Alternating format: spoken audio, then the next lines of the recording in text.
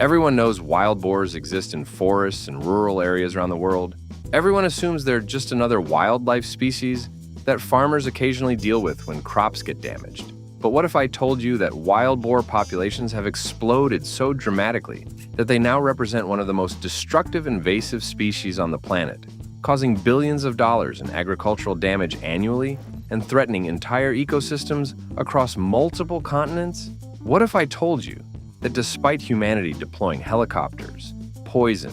steel traps, and every conceivable control method, these animals continue multiplying at rates that seem to defy every biological limit ever documented? We're talking about populations exceeding tens of millions globally. Animals so intelligent, they learn to avoid traps. So adaptable, they thrive in environments ranging from Texas prairies to European forests to Asian farmland, and so prolific that even eliminating 70% of their population annually isn't enough to prevent explosive growth. Here's the kicker. The war against wild boars isn't just about controlling numbers anymore. It's become a race to develop trapping methods sophisticated enough to catch animals that are growing smarter with each generation, to process millions of carcasses annually while monitoring for diseases that could devastate global pig industries, and to transform what was once considered a pest into a commercial resource worth millions. And that's where the story truly begins.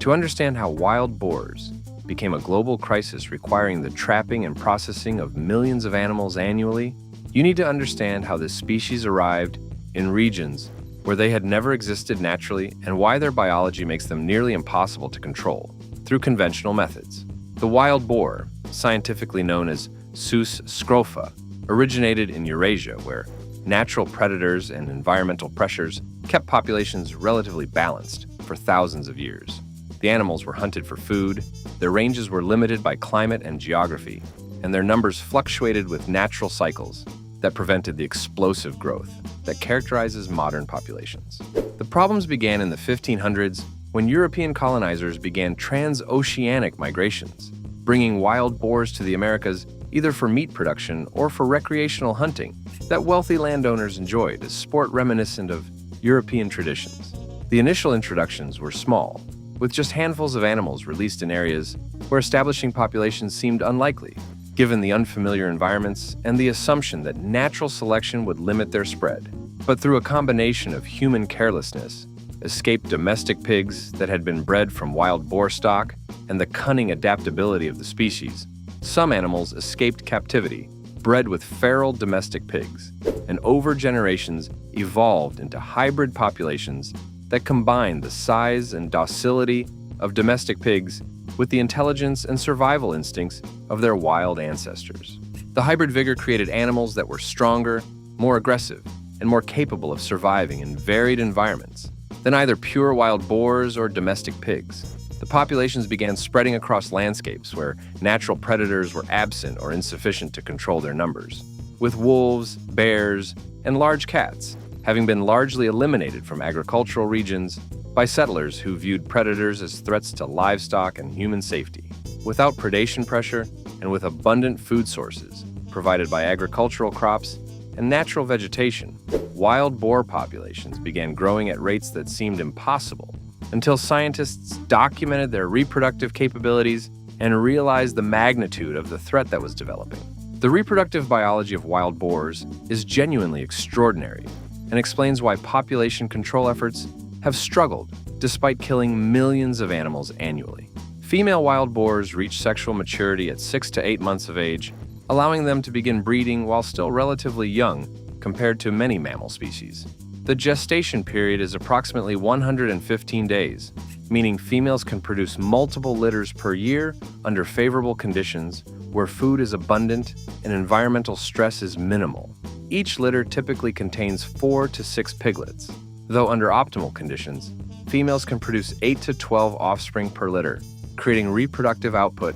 that can rapidly replace animals removed through hunting or trapping efforts. The mathematics are sobering. If a population isn't reduced by at least 70% annually through all control methods combined, the birth rate exceeds the mortality rate, and populations continue growing exponentially rather than declining or stabilizing. This threshold means that control efforts must be extraordinarily effective and sustained indefinitely to prevent population growth, creating management challenges that few wildlife control programs can meet consistently across large geographic areas where wild boars have established populations. The animals have few natural predators capable of taking adult boars, with only the largest wolves and bears posing genuine threats, and even those predators typically target juveniles or sick individuals rather than healthy adults that can weigh over 200 pounds and possess tusks capable of inflicting serious injuries. The agricultural damage is staggering and represents the primary reason why control efforts have intensified dramatically in recent decades.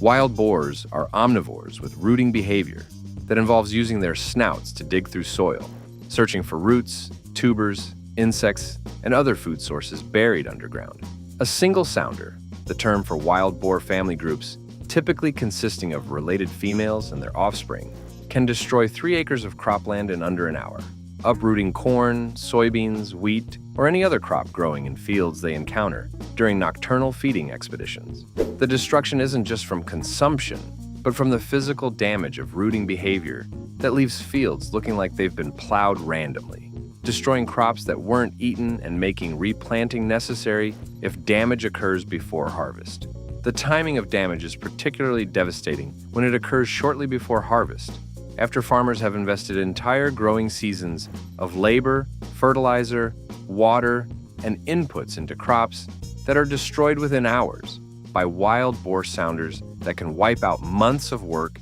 and investment in a single night. The irrigation system suffers severe damage when wild boars root through fields and break buried pipes, destroy drip lines, or damage sprinkler equipment, creating expensive repairs that must be completed quickly to prevent crop losses from inadequate watering during critical growth periods. The fencing surrounding agricultural properties provides minimal deterrent because wild boars can root underneath standard agricultural fencing, push through weak points, or simply jump barriers that would contain domestic livestock, but that don't stop determined wild boars seeking food sources. They can smell from substantial distances. The soil compaction from their hooves and the disruption from rooting behavior alters soil structure in ways that reduce fertility and increase erosion, creating long-term agricultural impacts that persist beyond the immediate crop losses, and that require soil amendments and management practices restoring productivity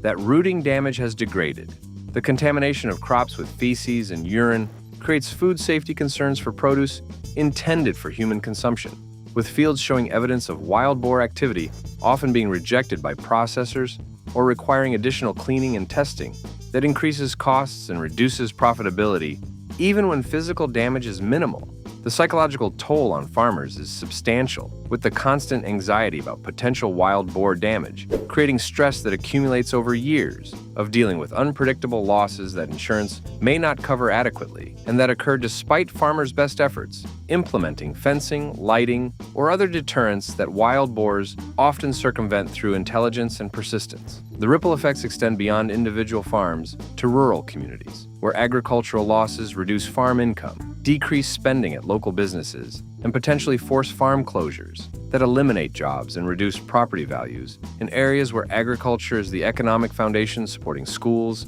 hospitals, and infrastructure that depend on agricultural prosperity. The compounding nature of repeated damage creates situations where farms experiencing losses multiple years consecutively face financial hardship that threatens viability, with banks becoming reluctant to extend credit and young people avoiding agricultural careers, seeing the challenges their parents face, managing wild boar problems that seem to worsen annually, despite control efforts that consume time and resources without achieving lasting solutions. The economic impact reaches billions of dollars annually worldwide when accounting for direct crop losses, costs of control efforts, infrastructure damage to fences and irrigation systems, and the secondary effects on farm profitability and viability. Small farms operating on thin margins can be driven out of business by repeated wild boar damage that insurance doesn't adequately cover, and that occurs faster than farmers can implement effective control measures. Large commercial operations absorb losses but pass costs to consumers through higher food prices or reduced profitability in ways that affect investment in equipment, technology, and employment. that agricultural communities depend on for economic sustainability. The ecological damage extends beyond agriculture into native ecosystems, where wild boar rooting destroys vegetation that other species depend on for food and habitat. The animals consume ground-nesting bird eggs, small mammals, amphibians, and virtually anything edible they encounter during foraging, reducing biodiversity and disrupting ecological relationships that evolved without the presence of this invasive species. The rooting behavior also facilitates spread of invasive plant species by disturbing soil and creating opportunities for aggressive plants to establish where native vegetation has been destroyed, creating cascading effects that alter entire ecosystems in ways that persist long after wild boar populations are controlled. The disease risks are equally concerning because wild boars can carry African swine fever, or ASF, a viral disease that is highly contagious among pigs,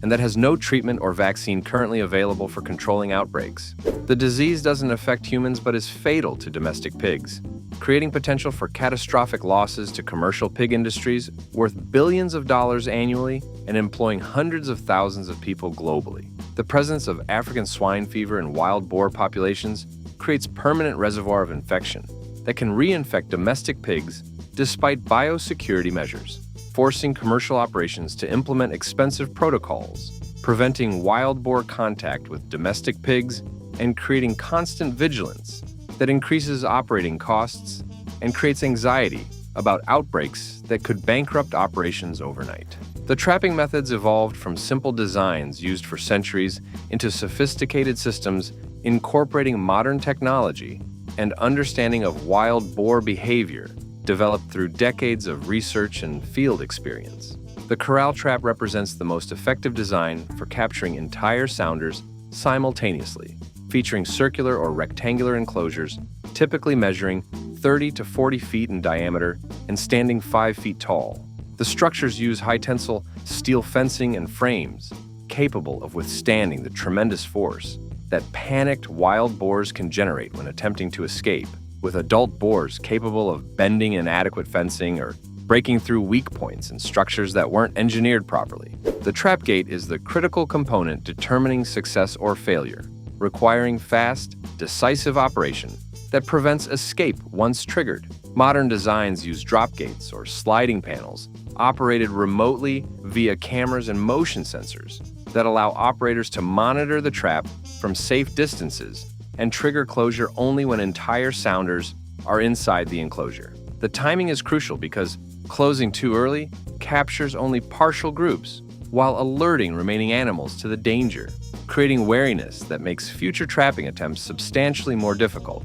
Once wild boars learn to associate the location with capture attempts that killed or removed herd members. The baiting strategy is equally important and requires understanding wild boar preferences and behavior patterns that vary seasonally and regionally, depending on available natural food sources. The most effective baits include fermented corn, created by mixing dried corn with expired milk, beer, or sugary liquids, and allowing the mixture to ferment for 3 to 5 days until it produces strong odors that wild boars can detect from substantial distances. The fermentation creates scents that wild boars find irresistible, drawing them toward traps from ranges exceeding 1 mile under favorable wind conditions that carry odors across landscapes where wild boars are actively foraging. The bait distribution requires patience and strategic thinking rather than simply dumping attractants inside traps and hoping animals appear. Successful trappers begin by scattering bait outside the trap and gradually moving it inward over successive nights, creating trails that lead naturally toward the enclosure without creating suspicion that would cause wild boars to avoid the area. The gate remains open during this conditioning period lasting 3 to 7 days, allowing free entry and exit while wild boars become accustomed to feeding inside the trap and begin perceiving it as a safe location, providing reliable food rather than as potential danger requiring caution. The camera systems use infrared technology, providing nighttime visibility without artificial lighting that would alert wild boars to human presence, with motion sensors triggering recordings when animals approach the trap and providing operators with detailed information about herd size, composition, and behavior patterns. The monitoring allows operators to determine optimal timing for gate closure, waiting until 70 to 90% of the sounder is inside the trap before triggering the mechanism and ensuring maximum capture efficiency that removes entire family groups rather than just individuals who might return to warn others about the danger. The box traps are smaller, portable alternatives designed for capturing individual animals rather than entire sounders, featuring dimensions typically measuring 4 feet long by 2 feet wide by 3 feet tall. The compact size makes box traps suitable for deployment in locations where larger corral traps can't be positioned due to terrain, vegetation, or access limitations. And the portability allows operators to move traps quickly to new locations based on recent wild boar activity, detected through tracks, routing damage, or direct sightings. The triggers use various mechanisms including trip plates, bait stations, or timed doors, with effectiveness varying based on design sophistication and wild boar wariness levels, in areas where trapping has occurred previously and animals have learned to avoid obvious dangers. The snare traps represent traditional methods, still widely used in Japan and rural Asia, despite concerns about animal welfare and effectiveness compared to enclosure systems. The snares use wire loops positioned along trails that wild boars habitually travel, with the loop sized to capture heads or bodies when animals pass through at heights determined by observing tracks and estimating shoulder heights of target animals. The snares tighten when animals struggle, creating restraint that holds them until trappers arrive to dispatch captured animals or to release non-target species inadvertently caught in systems that can't discriminate between wild boars and other wildlife using the same trails. The checking frequency is critical, with regulations in many jurisdictions requiring trappers to inspect snares every 12 to 24 hours, preventing prolonged suffering for captured animals and reducing the likelihood that predators or scavengers will attack restrained wild boars before trappers arrive to complete dispatch. The injuries can be severe, with wire snares causing lacerations, broken bones, or strangulation when animals panic and struggle violently against restraint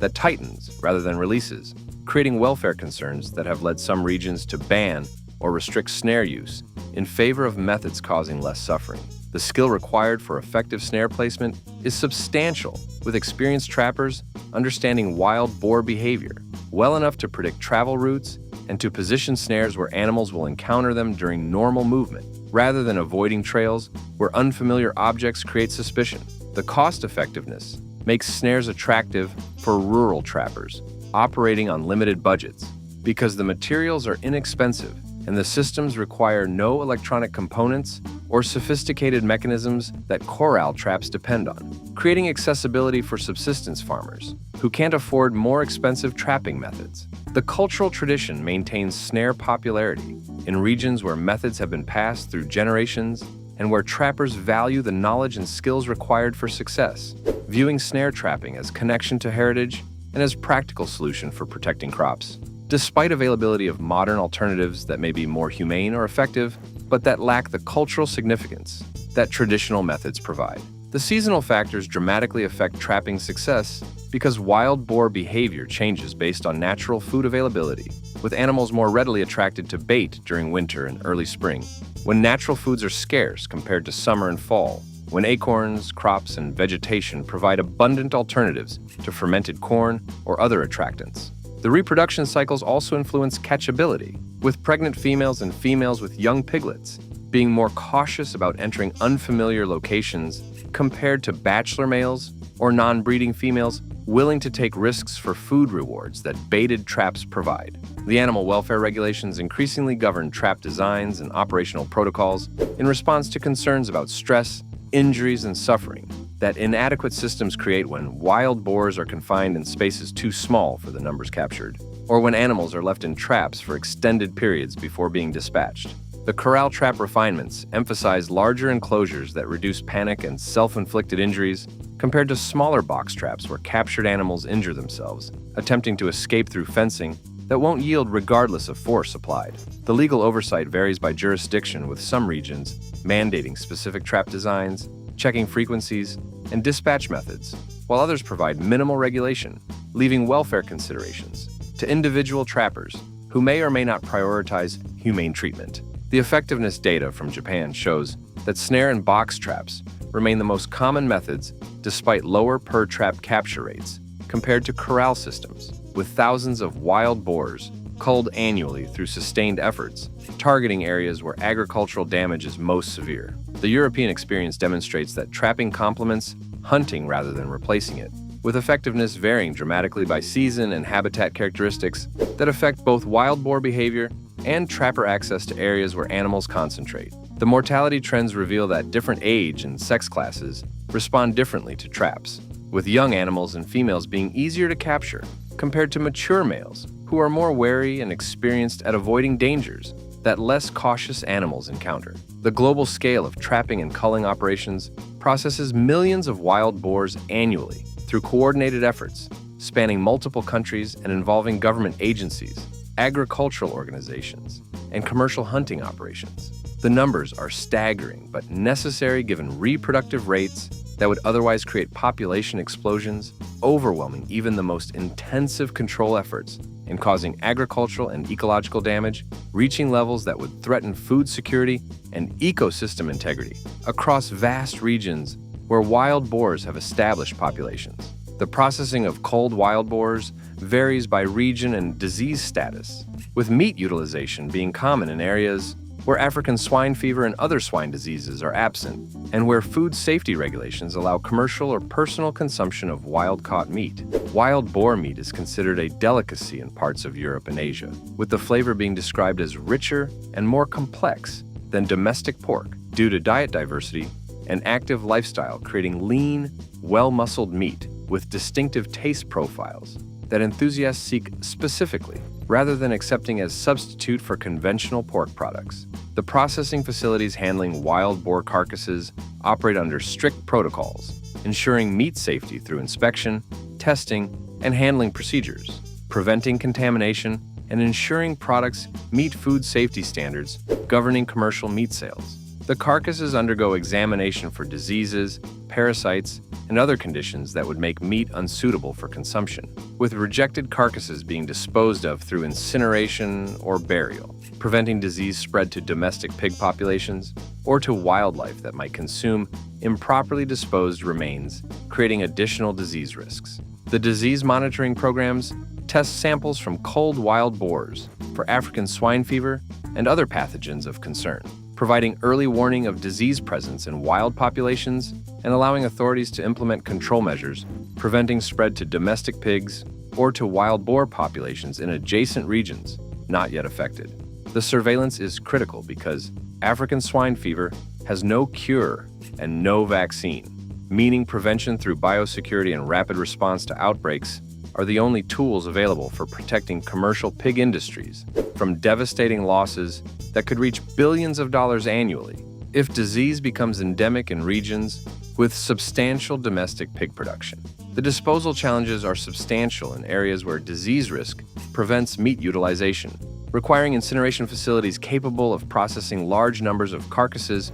or burial sites that are properly constructed, preventing groundwater contamination and preventing scavengers from accessing remains and potentially spreading diseases through consumption of infected tissues. The costs of proper disposal add substantially to control program expenses, creating situations where culling operations must balance effectiveness against budgets that limit how many animals can be removed annually, given fixed funding, allocating resources across multiple competing priorities that agricultural agencies must address. The byproduct utilization provides some economic return, offsetting control costs in regions where markets exist for wild boar products beyond meat. The hides can be tanned for leather production, creating materials used in crafts, clothing, or upholstery, where wild boar leather's distinctive texture and durability create value, justifying processing costs. The bones and non-edible tissues can be rendered for animal feed or fertilizer,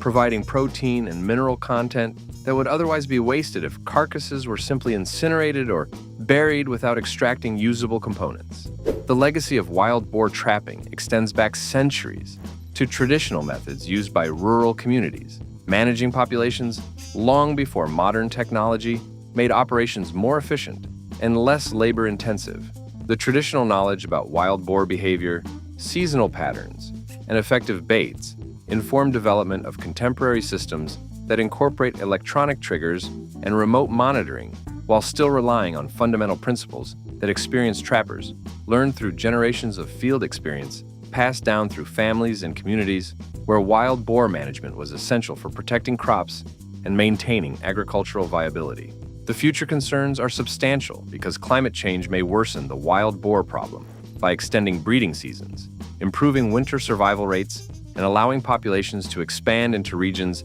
currently too cold for year-round habitation. The warming temperatures could enable wild boars to establish populations in northern latitudes, where they currently can't survive winter conditions that kill piglets and stress adults beyond their physiological tolerances. The range expansion would bring agricultural damage and disease risks to regions currently unaffected, requiring development of control programs in areas lacking experience managing wild boar populations and lacking infrastructure for trapping, processing, and monitoring that established control regions have developed over decades. The rising populations, despite intensive control efforts, demonstrate that current methods are inadequate for achieving population reduction rather than merely slowing growth rates that would be even higher without intervention. The mathematical reality is that unless control efforts can consistently remove over 70% of populations annually across entire regions where wild boars exist, the populations will continue growing and spreading into new areas where they'll establish populations requiring additional control efforts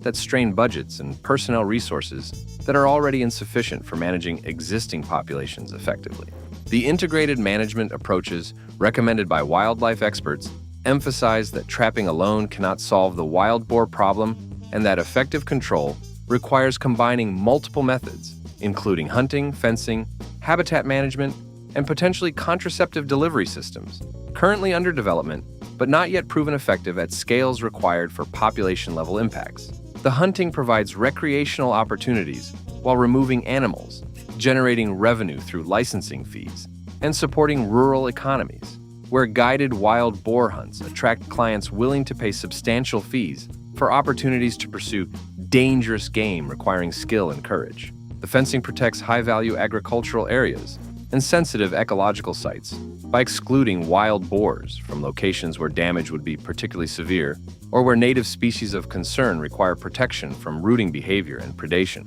The barriers must be substantial to be effective, with fencing needing to be at least 4 feet tall and buried underground, preventing animals from rooting underneath, creating installation costs that make complete exclusion impractical, except for limited areas where protection value justifies substantial investment in infrastructure, requiring ongoing maintenance, ensuring integrity isn't compromised by weather, vegetation, or wild boar damage. The habitat management reduces wild boar habitat quality by removing cover, eliminating water sources, or modifying vegetation in ways that make areas less attractive for feeding or shelter. The modifications can include removing dense brush where wild boars hide during daytime, draining wetlands or ponds that provide water and wallowing sites that wild boars use for cooling and parasite control, or planting vegetation that wild boars don't prefer for food, creating landscapes that are less hospitable, even if animals aren't completely excluded through physical barriers or direct removal through hunting and trapping. The contraceptive research seeks to develop delivery systems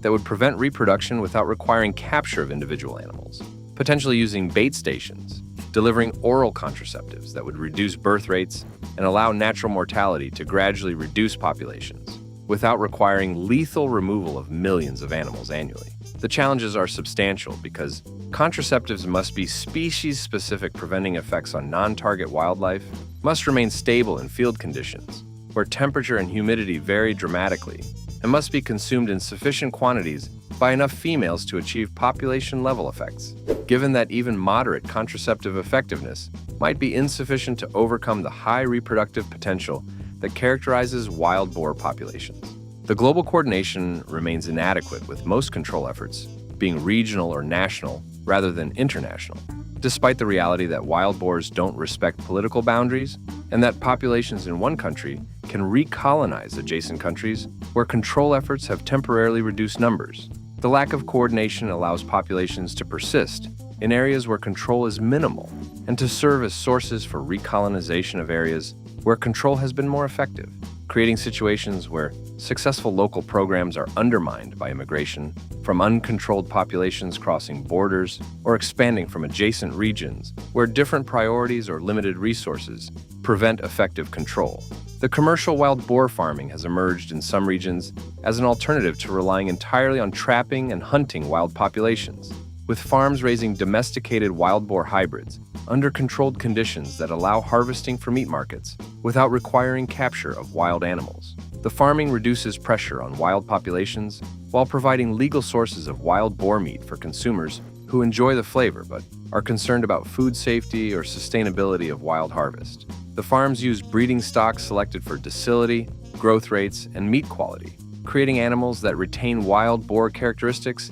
that consumers value while being manageable under agricultural conditions, where truly wild animals would be dangerous and difficult to handle. The economics of commercial wild boar operations vary by region, with meat commanding premium prices in markets where it's considered delicacy, but with production costs exceeding conventional pork due to longer growth periods, lower feed efficiency, and specialized handling required for animals that retain some wild instincts despite generations of selection for domestication traits. The farms must also address concerns about escapes and hybridization with wild populations, requiring secure fencing and protocols, preventing breeding stock from entering wild populations where their genetics could enhance fitness or adaptability in ways that make control more difficult. The processing standards for farmed wild boar are similar to conventional pork production, with animals being slaughtered in inspected facilities, ensuring humane handling and food safety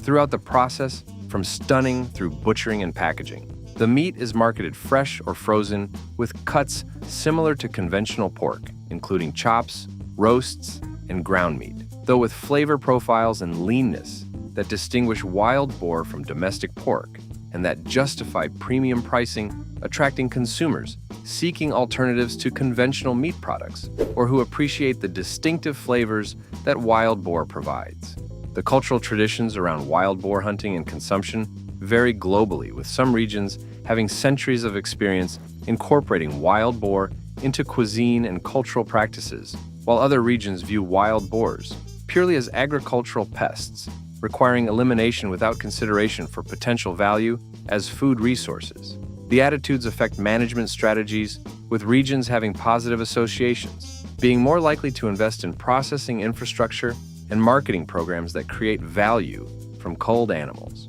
while regions viewing wild boars negatively may simply dispose of carcasses without attempting to recover value that could offset control program costs. The future of wild boar management will likely involve technology advances, including improved trap designs, using artificial intelligence to optimize trigger timing, drone surveillance, identifying concentrations requiring targeting, and genetic tools, potentially enabling species-specific toxins or contraceptives that current methods cannot deliver effectively at population scales. The innovations may improve control effectiveness, but are unlikely to eliminate the need for sustained, intensive efforts managing populations that have proven extraordinarily resilient and adaptable across diverse environments, and despite decades of control attempts, killing millions of animals annually without achieving population reduction goals. The story of wild boars and humanity's efforts to control them through trapping and processing millions of animals annually is ultimately a story about unintended consequences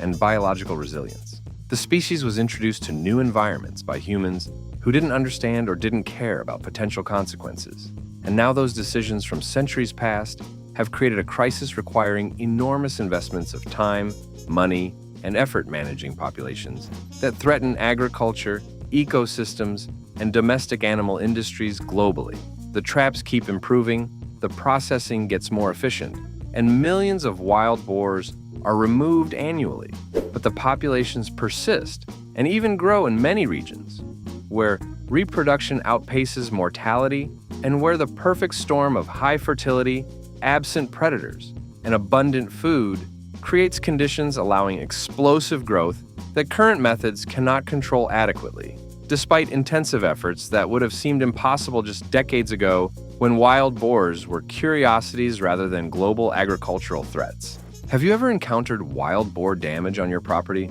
or seen these animals in areas where they didn't exist years ago? Do you think control efforts will eventually succeed, or are wild boars permanently established across landscapes where they'll require management forever? Share your experiences and thoughts in the comments below. If you found this deep dive into wild boar trapping and processing informative, subscribe for more documentaries exploring the intersection of agriculture, wildlife management, and the unintended consequences of human actions that created problems requiring ongoing efforts managing species that have proven far more resilient and adaptable than anyone anticipated when the first animals were released centuries ago into environments where they would become among the most successful invasive species ever documented.